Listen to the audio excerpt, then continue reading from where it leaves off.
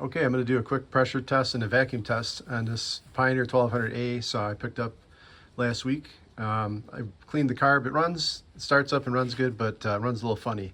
I cleaned the carb, I had a bunch of crud in it, and it still starts and runs, but it doesn't run the best. It kind of hunts for idle. It goes up and down. It seems like it leans out, gets rich again. I have to have the fuel screws out, about 2 turns out, which that seems like it's kind of high. And it just kind of runs a little funny. So I want to make sure the crank seals are good before I monkey with it some more. It probably just needs a carb kit or maybe some new gaskets up here, but I just want to make sure. So I got this Mighty Vac 8500. This thing's really good to have if you work on stuff. You can pressurize the crankcase and test for leaks. So what I did was I used some rubber gasket material, just kind of used that black plastic piece as a template, and cut that out for the holes for the bolts, but I left it solid, so it's blocking off the intake, so no air can come through there. And then I also blocked off the exhaust with some material there too. I used the backside of this muffler as a template and put the bolt holes through there, and that's blocking that off too. So no air can escape the system from the intake or the exhaust. Then I removed the spark plug and I put this fitting in here. You can see it. I got it off of Amazon. It was like 10 bucks, I think.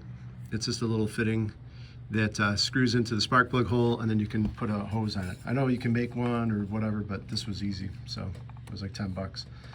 So I threaded that in and I hooked that up to the Mighty Vac pump, okay? So now what I'm gonna do is I'm gonna pump this thing up. I'm gonna try and do this with one hand here. Hold the phone. So we're gonna pump it up and see if it holds about 7 pounds. We're not gonna go like crazy and pump 20 pounds in there and blow the seals out. So there's about 7 pounds, okay? So now if your seals are bad, you'll see that needle go beep, like real fast. Sometimes if they're real bad, it won't even pump up. I've had saws like that before. This one's holding pretty good. It's barely moved at all. So I say that's a good pressure test. So let that out, okay? And then you have the switch on the side of it, of the pump here. You turn it down to vacuum. See, it says pressure and vacuum. So now it's going to draw a vacuum into the crankcase, and we'll see, because sometimes seals will hold on the pressure side but not on the vacuum side, and you have both the vacuum and the pressure going against the seals when it's running. So you want to go to about 12 or 14. Go a little more. Okay, so there's about almost 14, 13 and a half. See, it's starting to bleed off just a little bit.